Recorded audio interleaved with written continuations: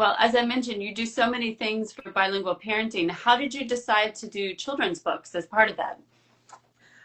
Well, I was kind of thrown into it by happenstance, and then I realized, wait a minute, I think I'm pretty good at this. I think I want to do it. Yes, can you hear me okay, or should I wear my earphones? I can hear you fine. Okay, good. Um, so yeah, when my children were small, were growing up, we had three cultures at home and two two languages, and I was trying to find a way to make it all work, and there was not very many resources, if any. So I kind of jumped right in, and I started writing I was asked to write a column for La Opinión newspaper, which at the time, and I think it might still be, the largest Spanish language newspaper in the country. And I had that column for 12 years. And basically, it was around the time where there was no Google, so I kind of became the Google of the time. I have a journalism background, so I would get facts of what was happening with bilingual education. I would talk to,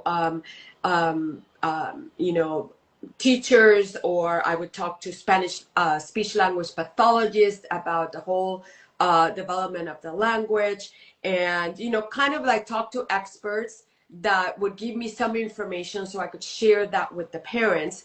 And then what was going on with me, how I was trying to raise bilingual kids in a neighborhood where I was the only one that spoke Spanish. So it was an interesting experience, and I realized that parents needed this information.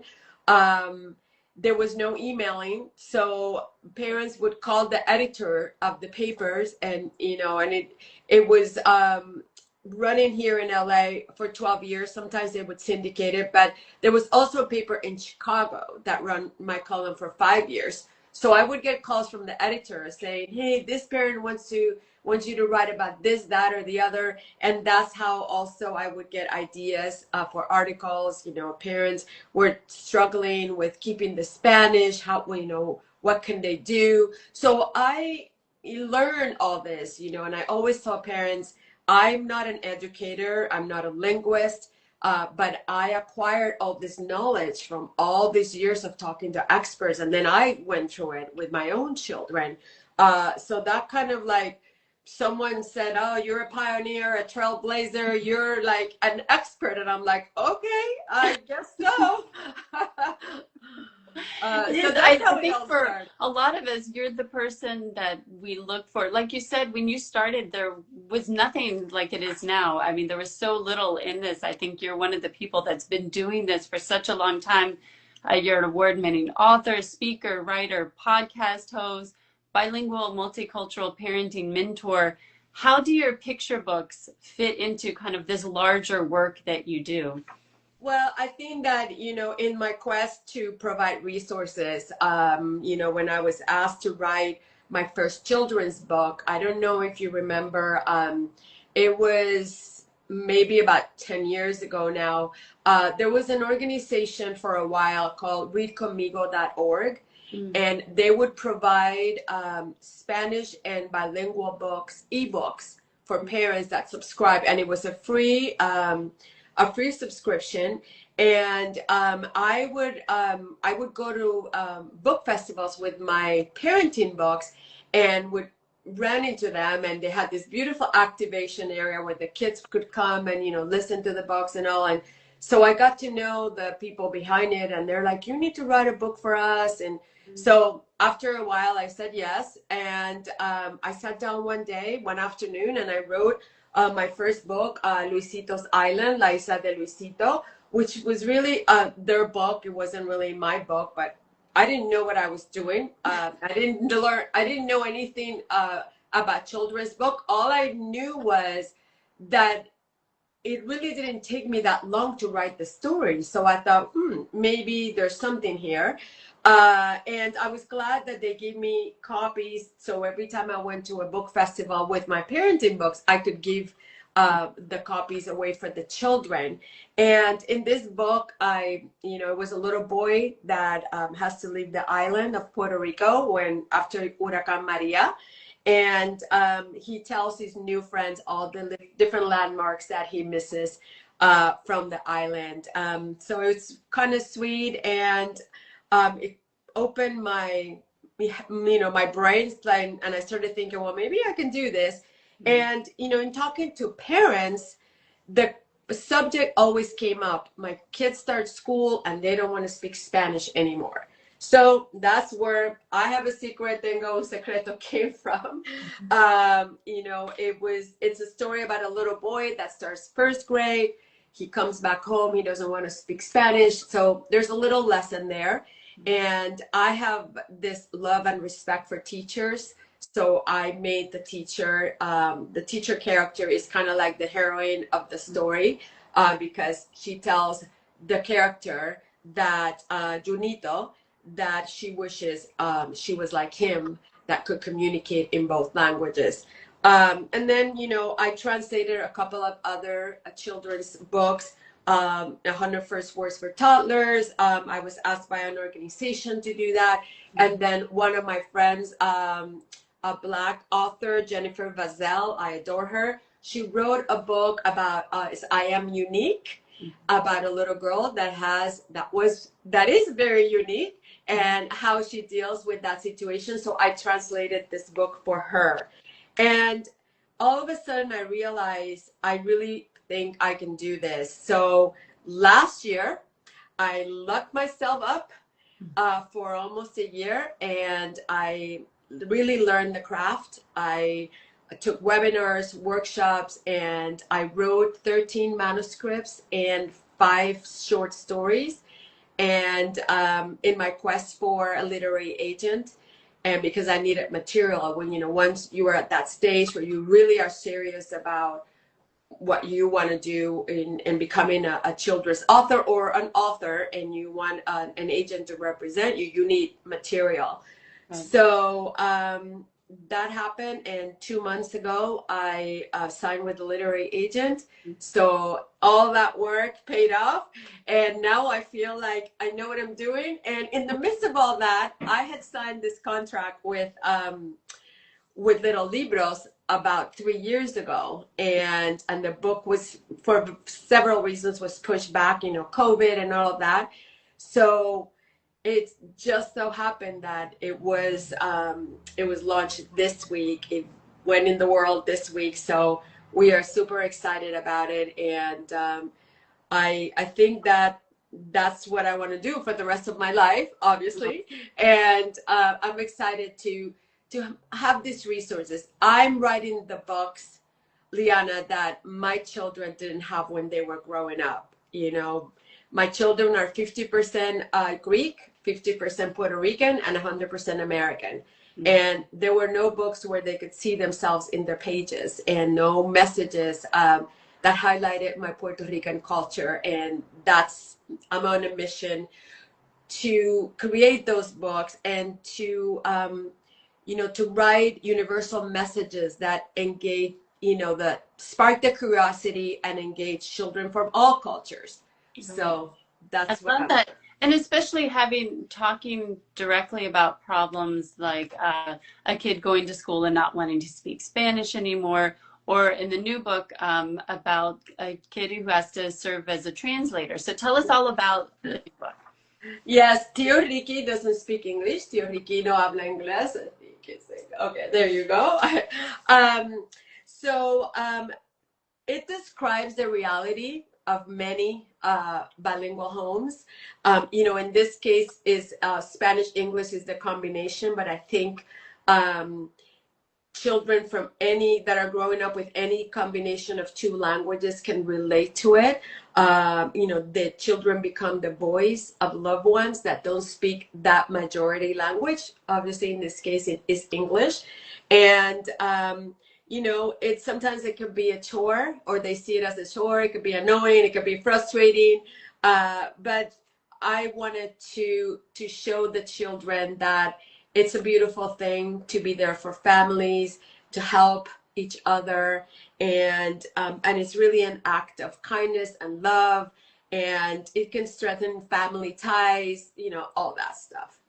Yeah, so talk about that a little bit more because I think, as you mentioned, that is a big perspective shift for kids to go from seeing it maybe as a burden or a chore to seeing bilingualism as something that they can do, like a service they can do for others. Really, their superpower. That's something that they are proud of. Yes, that was the idea that, and sometimes you have to use analogies or, a little something to describe how this can happen. And in the story, the uncle, I wanted to do an uncle or an aunt because everybody does grandparents, which Right. is great. So, and, in the Hispanic community, all our relatives have a kind of play a role in the kids' lives. So, and in many families, but especially in our culture.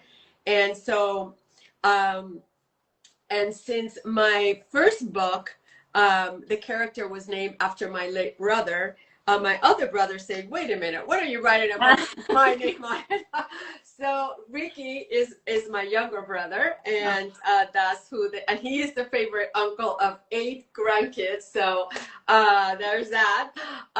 But I wanted to have a little bit of a story in there that would demonstrate the children that read it the value of communicated in 2 languages. Something happens, not scary, is something very simple, where the uncle's not feeling well and the little boy has to call 911, which is something that we should teach our children, from 4 years up old. They should be able to call the emergency number. So yeah, we very subtle, and he calls 911 and realizes that he can help his uncle by telling the paramedic what happens. He's dizzy, he has a headache, he doesn't feel really well, and so it is in this case the paramedic who tells Enrique, the character, that Tío Ricky is very lucky to have him be able to translate for him. So that kind of pumps him up. Again, it's that authority figure, if you will, or that adult. In the first book, it was the teacher. Here is the paramedic who has that role, which I'm so grateful to paramedics and all first responders. So that's the story, and I hope that children will relate to it, and will think, like, kind of reflect in their little, in their I know they're young, but I think they can see what the message is about and relate to it and say, oh, that could be me. Oh, that's why I translate for abuelito or for my cousin or whatever. So. And I love too that, as a parent, of course, you read these books a little differently. And I think I love that you have such great modeling in your books for how teachers, so even a teacher who doesn't speak any other language, but she knows that her students do, that your model, or a paramedic who maybe doesn't speak Spanish, but I'm sure they run across this situation a lot. It's kind of modeling for them how you can talk to kids and encourage them and make sure it's a positive experience, because we know, unfortunately, a lot of kids run into adults that are not so encouraging. So I love that you have that kind of language. But I wanted to go back to what you were talking about the family relationship, because I think it's so hard to separate language from family and culture. So could you talk a little bit more about that, about how that's one area where we can really encourage bilingual kids, about how that really helps them build those family ties when they do speak Spanish or whatever the other language is? Yeah, it's, that connection is what we want to create. We as parents, we want to be intentional about keeping the Spanish or whatever the heritage language is. And the attitude comes from us. If we are excited about our children learning that heritage language, our children are going to be excited too. If we are in a different country and we show that we want to learn the language of that country as adults, that is a good example for our children, and they're going to want to emulate, and they're going to feel okay and happy because mom and dad are happy about learning the new language and also about keeping our heritage language. So it's all in the attitude that we show our children, and we are the best examples that they have. So I encourage parents to always have that intention. We're creating connection, and be a good example for their kids. And instead of criticizing the majority language, oh whatever, because I talk to parents over the last 3 decades, and I remember parents saying, oh, but it's so hard and this, that, and the other, and I'm like, take a deep breath. No one wants you to be an expert right away or at all. We just want to be able to communicate, and just remember that all that complaining, your kids are listening to it. And if you're like over here telling him, no, you have to keep speaking Spanish, da da da, but then you're complaining about the other language, that doesn't help. So I think it's a good lesson that we can all learn, and hopefully it'll work. Well, and I encourage people to go to your Instagram feed, which is really wonderful. And one of the things I saw recently, you had an interview where you were talking about this and some things that parents can do to help kids have that pride in their language skills, that you can put them in the role of being the teacher for you. If you're learning English, have the kids teach you English, since have them be the expert, and like you said, show that enthusiasm and that excitement for learning a language, just like you're encouraging them to be excited about learning or maintaining the Spanish. So people really need to go watch your Instagram feed, because you have so many tips, and so much of this is incorporated, like you say, into the picture book, kind of the attitude that parents can have and adults in the lives of bilingual children. Yes, absolutely. And I think that, that has been my mission over the last 3 decades, just to offer information, resources, tips, suggestions, and with everything that I've created, all the platforms, started with Facebook or with the newspaper, and then moved to Facebook for a while. And then all of a sudden, 6 years ago, almost now, I think Instagram shows up. And, but then the podcast too. The podcast is about, I think it started right when I opened my Instagram page. And I realized there was really nothing out there. There were a lot of podcasts for how to learn the language, but there wasn't podcasts to kind of have conversations about how to do it. And Erica Mirashnik, she is from Argentina. She's in New York. I'm in LA. But we had met, and she has a website called Mamás por el Mundo, Moms Around the World. And I wrote a couple of blog posts for her, and I called her up, and I'm like, Erica, there's really nothing out there. And so we decided to do it. And my husband came up with the idea of Mamás 411, because, you call 411 when you want information. So Mamás 411 was born. And so we've had the opportunity to, we set out to find Latino parents all over the world. If you go back, we've interviewed Latino parents in Israel, in Iceland, in France, Germany, obviously in the United States. But it's been super fun to find these parents, moms and dads, and to listen to their experience and their journey. After all, we all learn from each other. So that was the idea behind the podcast. And then, with the parenting books, Arroz con Pollo and Apple Pie, Raising Bicultural Children, Raising Bilingual Kids, which was my first book, an ebook in Spanish and English. That was, 10 years ago, almost 11 years ago now that I started on that. So, every single thing that that I've created has always been to support this journey for parents and to be there. And, you know, uh, we have this amazing bilingual community now in on Instagram. There's quite a few on Facebook as well.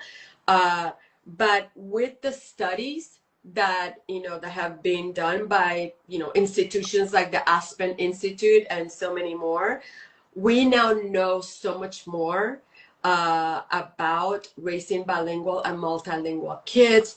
We also have Adam Beck, who kind of came around the same time as me, but he was all the way on the other side of the world. But we became good friends, and he's also published amazing books. And there's Yoshito, who's doing the multilingual thing it's called the Multilingual Dad, in London, and he's multilingual and he's doing amazing work as well. And Ute's Lounge, Ute is also, so they're all the way on the other side. So here I am in the United States, but there's many of us, like Lucia from Play Pato Pato. She is a mom that is actually raising her little kids with Spanish first.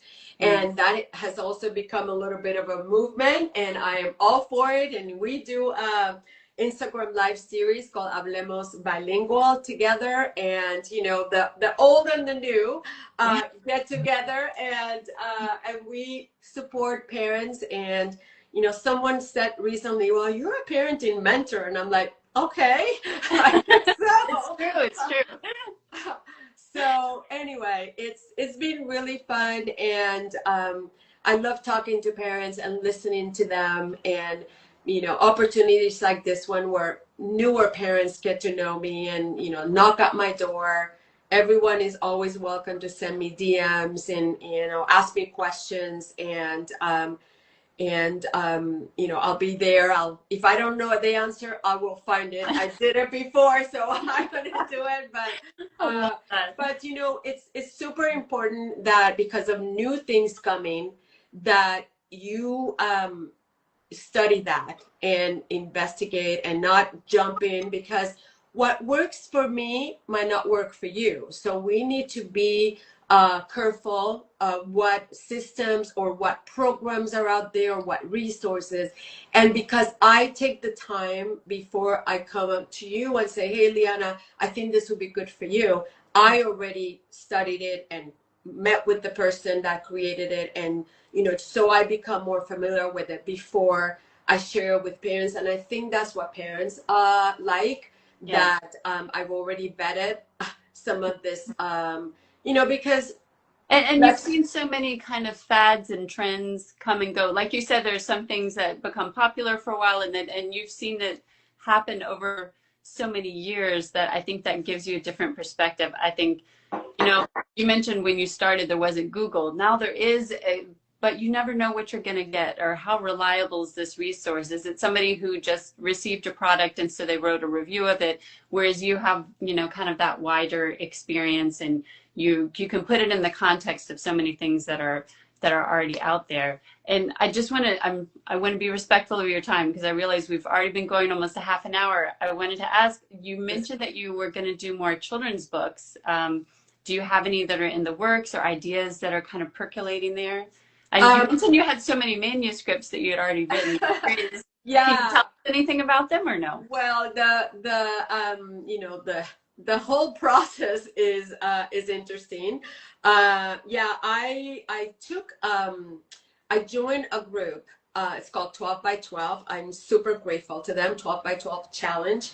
And they encourage you to write one manuscript a month. So that kept me going every month. And then during that time, they also do workshops and, webinars and things like that. And I joined 2 critique groups, which is also something that the people in the know and the writing communities advise. So I did that too. And yes, I wrote, I went back in my head to thought about things that happened when I was growing up in Puerto Rico, and then, things that are have meaning to me or had meaning to me when I was growing up. And I wrote a few stories that had to do with that. And so now I have an agent, and I know that I think I'm on a sub or submission, it's called, with two of my stories. So we'll see. I'm hoping that you had a question that I would really like to address. In the questions that you sent me. You asked me why I promote independent bookstores. Yes. And I want to address that because if you see in here, all my books have been published by independent publishers. And it is so important to me to support the indie bookstores because I've been an independent author, and I know how hard it is for the independent publishers to really get their books, to those bookstores, maybe the bigger bookstores. So I want to promote them, and it was very important to me that my book tour included all these different small bookstores in the Southern California area. Now I'm going to be in Florida as well. And yes, there's the Amazons of the world, and there's, all that, and that's wonderful. I mean, the book is available anywhere. And those reviews are super important, especially Goodreads and Amazon. So if you get the book, please leave those reviews because they're important. But if you have the opportunity to buy the book at an independent bookstore, I encourage you to do that. They work very hard to have all these books available to their communities, and I think that's why I value them the most, is that they open the doors to independent publishers, and they, you walk in and you see all our books there, and there's so many of us in the last 5, 6, 7 years, so many Latinx and so many Blacks and so many Asian authors that are out there producing these beautiful books. So I just love how the independent bookstores support all of us. So yes, and that's part of why I had sent that question. Is I noticed that you had your book launch at an independent bookstore and so many of the events. So people should go to your Instagram and website. You can see the events that are coming up, but that you really were so intentional about how you were doing it and where you were having those events, which I thought was just really wonderful. As you said, we love our independent bookstores, although buy it wherever you can get it. But if you can do it at an independent bookstore, that's amazing. So thank you for all that you do. And thank you for taking the time to talk with us today. People should go and obviously buy the book, but also if you can see Mari at a local event, that would be amazing. She has, I know you have a lot coming up, don't you? I have a few more coming up this weekend. The following weekend, I have 2, and then I go to Miami in November 2nd. I'm going to be at Books and Books in Miami. So if anyone in here is in the Miami area, Books and Books in Coral Gables, and then I come back to Southern California, and I'm going to be in San Diego and in Orange County, and then at the end of January, I'm going to. So far, we have one thing planned for the first quarter of 2026. I'm going to be in Orlando at the end of January at a bookstore called Spellbound, owned by a Puerto Rican owner. So I'm super excited about that, to be in the Orlando area, and more to come. But thank you for the opportunity. I love chatting with you, and getting to know your audience, or having your audience getting to know me more, and here to support you all 100%. So count me in. Oh, well, thank you so much. It was such an honor to speak with you. It always is. I always feel like I learned so much talking with you, but also just that encouragement and the inspiration that you give. So thank you. It was really wonderful to talk with you. Best of luck on the book launch, and to everybody, you should really check it out. It's a wonderful book. Again, that's Tío Ricky Doesn't Speak English. Tío Ricky No Habla Inglés. And so you can find it wherever you can get your books. Thank you so much. And thanks to all of you for watching. Thank you. See you soon. Bye. Bye.